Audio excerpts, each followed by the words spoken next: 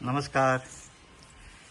भाताच्या बियाण्यामध्ये आत्ता आपण भौतिक शुद्धता जे फिजिकल प्युअरिटी आपण तपासतोय आणि त्यातलं वेगळ्या जातीचं जे काही भाताचं बी आहे ते आपण वेगळं काढतोय.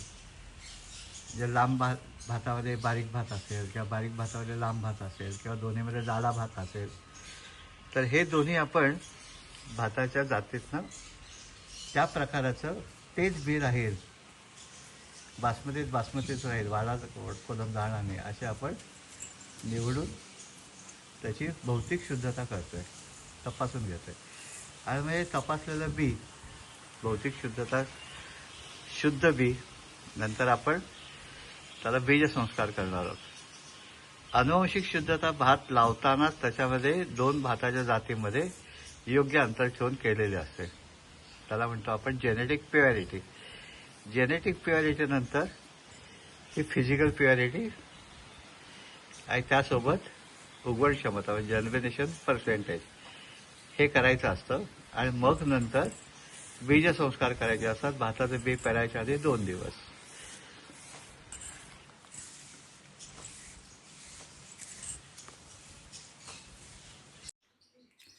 बियाण्याची उगवण क्षमता तपासण्यासाठी आपण ते पाण्यात बुडवून कागदात गुंडवून ठेवलं होतं. ते आता चांगलं रुजलं आहे. आता हे वेगळं वेगळं करून आपण मोजून 100 दाणे घेतले. तर 100 दाणे आहेत का 90च दाणे आहेत का 85 दाणे आहेत? म्हणजे 85 दाणे असले तर 85% उगवण झाले. म्हणजे आपण बी पेरताना आपल्याला 1 किलो पेरायचं असेल तशात 15% अजून ॲड करायला लागेल. म्हणजे 1 किलो 150 ग्रॅम बी घ्यायला लागेल. म्हणजे आपल्याला रोपांची संख्या अपेक्षा एवढी मिळेल. तसे पहिल्यांदा बी साफ करायचं, मग बी उगवतं की नाही चांगलं बघायचं. बी उगवल्यानंतर त्याच्यामध्ये जे ही झाली अंकुरण क्षमता. त्याच्यानंतर बी फिजिकल प्युअरिटी म्हणजे दाणे एकाच आकाराचे वेगवेगळे करायचे. लांब दाण्यामध्ये बारीक दाणा असेल की बारीक दाण्यामध्ये जाडा दाणा असेल, ती फिजिकल प्युअरिटी आपण तपासून घ्यायची. तर आता हे आपण 100 दाणे मोजूया. आपल्या अंकुरणाऱ्या बियांपैकी 18 बिया उगवल्या नाहीत, म्हणजे 18% जर्मिनेशन कमी झालं. काही वेळा त्याच्यातल्या काही बिया ज्या आहेत त्या अजून अंकुरणाची क्षमता आहे, पण त्याला मोड येतो आहे, पण तो अजून नीट नाही आला नाही आहे, त्याचे ओलावा योग्य मिळाला नाही आहे. पण तरीसुद्धा आपली अंकुरणाची क्षमता साधारणपणे आपण 90% पकडूया. आता हे 90% अंकुरणारं बी आपल्याकडे आहे, त्याच्यामुळे आपल्याला हे कळलं खूप सोपं आहे. आपल्याला बी पेरायला हरकत नाही. आता आपण मोजून 300 ग्रॅम खडे मीठ घेतलं आहे. बीज प्रक्रियेसाठी आपण ते वापरणार आहोत. नमस्कार. आपण भाताची पाखडून स्वच्छ करून मग त्याच्यातलं ठराविक 100 बिया घेऊन त्याची उगवण क्षमता तपासली. ती उगवण क्षमता तपासल्यानंतर आपण त्याची फिजिकल प्युअरिटी म्हणजे भौतिक शुद्धता, म्हणजे त्याच्यामध्ये लांब दाण्यामध्ये कुठला बारीक दाणा आहे का, लांब आणि पातळ त्याच्यात लांब आणि जाडा आहे का, असं करून त्यातली फिजिकल प्युअरिटी म्हणजे भौतिक शुद्धता तयार केली. अनुवांशिक शुद्धता आपण शेतामध्येच पीक लावताना 2 पिकांमधलं अंतर, 2 जातीमधलं अंतर 3 फूट आणि त्याच्यामध्ये एक पडदा लावून अनुवांशिक शुद्धता सांभाळलेली आहे. आता हे बी आपण लावायला तयार झालेले, अंकुरण क्षमता तपासून झाले, भौतिक शुद्धता तपासून झाले. आता याच्यावरती बीजसंस्कार करणं आवश्यक असतं. भाताचे बीजसंस्कार करताना भाताच्या रोपावरती शेतामध्ये येणारा करपा रोग जो असतो, त्या करपा रोगाचं नियंत्रण करण्यासाठी प्रामुख्याने बीजसंस्कार असतं. त्यासोबत भाताचं बियाणं जड बियाणं जर असेल, वजनी बियाणं असेल तर रोप सशक्त येतं, आणि हलकं बी असतं ते पांढरं तरंगतं. ह्या सगळ्या प्रक्रियेमध्ये 10 लिटर पाण्याला 300 ग्रॅम खडेमीठ, हे 300 ग्रॅम खडेमीठ आहे. हे 300 ग्रॅम खडेमीठ आपण 10 लिटर पाण्यामध्ये मिसळून घेणार आहोत. आणि ते सगळं हलवून विरघळल्यानंतर त्याच्यामध्ये आपण हे मोजून घेतलेलं 1 किलो बी आहे. हे बासमतीचा प्रकार आहे, आणि हा बासमतीचा प्रकार जो आहे त्याच्या जातीचं नाव आहे 1847. आपल्या 5 प्रकारचे बासमतीचे जाती आपण लावतो, त्यातले 1847 म्हणून बासमतीची व्हरायटी. आता हे आपण मोजून 1 किलो बी घेतलं आहे. आता हे या पाण्यामध्ये आपण मीठ घातलं आहे, हे 5 मिनटात विरघळेल.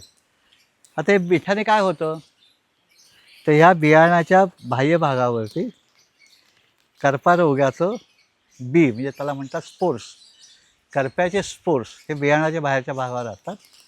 आणि बुरशीनाशक सगळ्यात उत्तम काय तर मीठ आहे. त्या मिठाची प्रक्रिया केल्यानंतर बीच्या बाह्य भागावर असलेले कर्करोगाचे बी मरून जातं. त्यासोबत काय होतं, आपण मीठ घातल्यामुळे पाण्याची घनता बदलते आणि त्याच्यावर आपण बी बुडवलं की हलकं बी असतं ते तरंगतं. ते बी अंकुरतं बरं का, कारण आपण अंकुरण्याची क्षमता बघितली आहे, पण त्याचं रोप कमजोर येतं. या मिठाच्या पाण्यात जे बी बुडलं आहे ते जड बी असतं, ते आपण बी पेरणीकरता वापरायचं आहे. मग मिठाच्या पाण्यात बी बुडवून ठेवलं, 5 मिनटं हलवलं, हलकं बी बाहेर काढलं, परत हलवलं, हलकं बी बाहेर काढलं, ते बाजूला ठेवून दिलं आणि मग जड बी या स्वच्छ पाण्यामध्ये त्याच्यात टाकायचं आहे आणि 2 वेळा हे पाणी स्वच्छ करायचं आहे. आपल्याला शेतात मीठ नाही जाऊ द्यायचं आहे. बीजसंस्कार करताना बियावरती मीठ नको आहे. तर ह्याच्यामध्ये आपण नंतर पाहिजे तर त्याच्यामध्ये ट्रायकोडर्मा टाकू शकतो किंवा गोमूत्र टाकू शकतो. 10 लिटरला 1 लिटर गोमूत्र, की त्याच्यावरती अजून चांगली उगवण होऊ शकते. तर आता हे जे आपण मीठ विरघळलेलं आहे त्याच्यामध्ये आपण हे भाताचं बी टाकू. आता हे बी ह्याच्यामध्ये भिजवल्यानंतर, स्वच्छ केल्यानंतर बी ओलं होतं. तर आपल्याला हे बी ओलं झालेलं बी वाळवायचं आहे आणि बी पेरताना, नाही तर ओलं बी एकाच जागी पडेल जास्त. आणि हे जे बीजसंस्कार आहे हा उगवण क्षमता आपण आधी 8-10 दिवस तपासूया, कारण म्हणजे मग आपल्याला उगवत नसेल तर आपल्याला दुसरं बी आणता येईल. पण बीजसंस्कार बी पेरण्याच्या आधी 3-4 दिवसापेक्षा जास्त आधी करायचा नाही, कारण हवेतले परत कर्करोगाचे जंतू त्याच्यावरती बी त्याच्यावर पडू शकतं. तर हे आपण पाण्यामध्ये जरा मिक्स केलं की त्याला पाणी चिटकून बसेल आणि वजनी बी असेल ते खाली बुडेल आणि हलकं बी जे असेल ते वरती तरंगेल.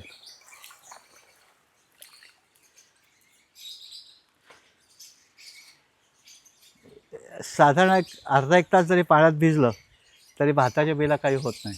त्याला थोडा उशीर झाला तरी चालतो. बाकीच्या बियाणाने मिठाचा संस्कार करायचा नसतो, फक्त भाताच्या बिला बीजसंस्कारामध्ये मिठाचा संस्कार करायचा असतो.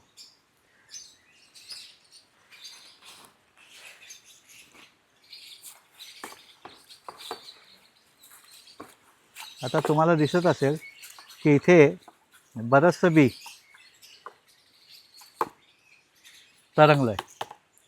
मग आपण पुढच्या वेळेस काय करायचं असतं की याच्यामध्ये जे बी उगवणार आहे पण ते हलकं आहे, म्हणून याच्यामध्ये आपण थोडंसं आपल्या ह्याच्यातलं जे आपण 1 किलो बी घेतलं तर त्याचे थोडंसं 1 किलो 100 ग्रॅम असं बी घेऊया. म्हणजे साधारण एवढं बी जे आहे ते 1 किलो 100 ग्रॅम बी आहे. म्हणजे आपल्याकडे 1 किलो लावणी लायक, पेरणी लायक बी तयार झालेलं असेल.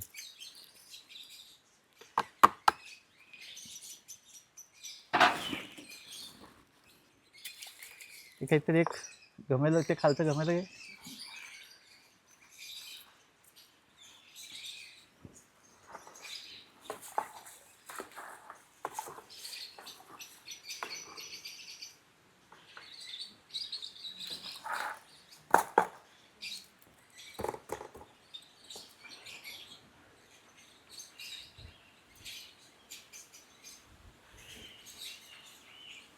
तिथे आता कापड हे घालून ठेवा, एखादं लांबच्या लांब घाला. आपण बाजारातनं विकतचं बी असो नाही तर आपल्या घरचं बी असो, आपल्याला ह्या तपासण्या करणं आवश्यक आहे. बाजारातले बीसुद्धा काही वेळा उगवत नाही. बाजारातलं बीज आपण विकत घेणार असू तर त्या बीच्या सोबत त्या दुकानदाराकडनं त्याची पक्की पावती घेणं आवश्यक आहे. त्या पक्क्या पावतीमध्ये त्याचा लॉट नंबर, बियाण्याची किंमत, जर्मिनेशन मागे तपासायचं असतं की उगवण क्षमता किती आहे, किती तारखेपर्यंत ते बी टिकून राहणार आहे, कधी संपणार आहे. आणि मग हे आपण बीजसंस्कार करायचे आणि मग बीज 2 दिवस सावलीत वाळवून मग पेरायला घ्यायचं आहे. तर आपल्याला हे जर पेरलं नाही तर शेतामध्ये कर्करोगाचं नियंत्रण करणं अवघड जातं. आणि कर्करोग हा प्रामुख्याने ढगाळ हवा आणि पाऊस नाही आणि उबदार वातावरण आहे, सूर्यप्रकाश आहे, तर कर्करोग वाढतो. तर ह्याच्या नियंत्रणासाठी आपल्याला शेतामध्ये काही करता येत नाही, तर आपण आधीच केलं तर जास्त उपयोगी पडतं. आता हे बी झाले ते आता सगळं पुढला बी आहे. आता हे आपण फक्त सगळं साफ केलं आहे. आता ह्याच्यातनं बी आपण काढून वरती तरंगणारं बी जे आहे ते सगळं काढून घेतलं. आता हे थोडं पाणी कमी कर त्यातलं, होत थोडं हे आहे त्या पाण्यामध्ये आपण 5-10 मिनटं झाली. आता आता हे बी काढून आपण ह्याच्यामध्ये धुणार आहोत, स्वच्छ करणार आहोत. आणि हे जे पाणी आहे आपण जितक्या भाताच्या जाती वापरणार आहोत लावायला, त्या प्रत्येकाला बीजसंस्कार करणार आहोत. म्हणजे ह्याच्यातलं सगळं बी काढून घेतलं की हे फक्त मिठाचं पाणी राहील, त्याच्याने पुढचं बी भिजवू. काढून घ्या सगळं बियाणं. तो नळ लावला का तिथे? अरे मी तुला असं सांगितलं ते काळं आणलं का बुजते. हां ते दे इकडे.